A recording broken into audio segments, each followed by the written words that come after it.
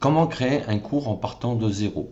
Si tu en es là, félicitations, ça veut dire que tu as déjà pas mal avancé dans ton projet, que tu as déjà un blog, que tu as donc déjà validé ton autorité dans ta thématique sur ton blog, que tu as donc créé du contenu qui a généré du trafic et tu as donc mis en place une relation avec ton audience et tu as créé des listes d'abonnés avec laquelle tu vas pouvoir commencer à communiquer et les informer que tu vas lancer tes premières formations.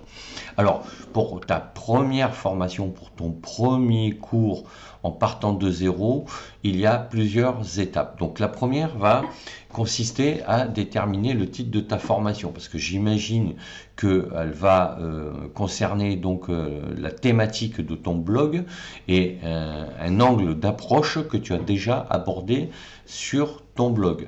Donc, par rapport à ça, il va falloir que tu détermines un premier sujet, d'accord, pour ta formation. Et ensuite, il va falloir que tu détermines les sujets de tes cours, d'accord, parce que ta formation va être constituée comme une séquence pédagogique qui correspond à un objectif pédagogique global pour une formation. Et ensuite, cette séquence pédagogique comprend plusieurs cours qui a chacun un objectif pédagogique spécifique et qui permettent donc d'atteindre l'objectif final. Et quand tu vas commencer à rédiger ton premier cours, donc là tu vas déterminer aussi un titre par rapport à une thématique comme le marketing, la pédagogie, la communication, etc. etc. Ensuite, tu auras défini l'objectif pédagogique spécifique de ton cours et là tu vas devoir définir la durée. Parce que quand tu as imaginé ta première formation, j'imagine que tu ne sais pas vraiment quelle va être la durée, même si tu as une vague idée. Si tu es parti par exemple sur une formation qui doit durer 3 heures, 4 heures, 7 heures ou 14 heures, bon, ben, tu vas partir sur un volume global que tu vas recaler par la suite, d'accord?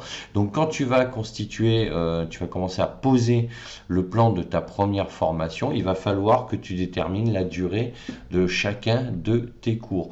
Et une fois que tu auras déterminé la durée de tes cours, ben, tout simplement, il va falloir que tu recherches les ressources pédagogiques, c'est-à-dire la matière, le contenu qui va te permettre de rédiger tes cours.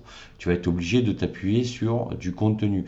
Et comme je l'ai déjà évoqué dans une précédente vidéo, de bien faire la différence entre une information et une connaissance quand tu rédiges tes cours. Une information, c'est quelque chose qui n'est pas reproductible. Une connaissance, c'est quelque chose que l'apprenant pourra reproduire. Mais ça, de toute façon, je te laisse voir aussi des vidéos sur les différentes méthodes pédagogiques appliquées aux formations en ligne. Et puis, tu vas donc définir comme ça tes séances dans ta séquence. Donc, séquence pédagogique comprend des séances pédagogiques qui sont les cours.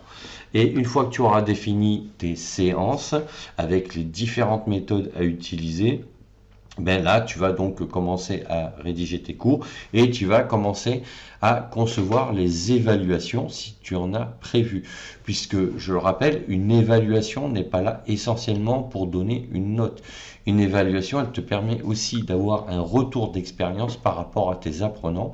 Et selon la méthode pédagogique que tu vas utiliser, elle te permet de créer de l'interaction. Si par exemple tu utilises une méthode pédagogique interrogative et que tu demandes un exercice à tes apprenants, tu vas leur demander de te fournir les résultats et éventuellement faire des corrigés sous forme de coaching ou de webinaire.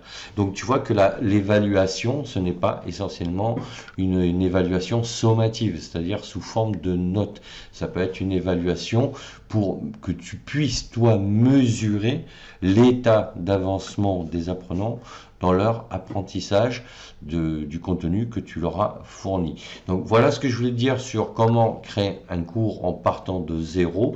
Donc n'hésite pas à me dire en commentaire où tu en es et comment tu t'y prends. Si tu suis bien ce type de plan et de méthodologie, n'hésite pas à mettre un pouce bleu vers le haut, à t'abonner à la chaîne et sache que de toute façon tu peux télécharger gratuitement mon livre Devenir formateur en ligne. Tu as le lien dans la description de la vidéo.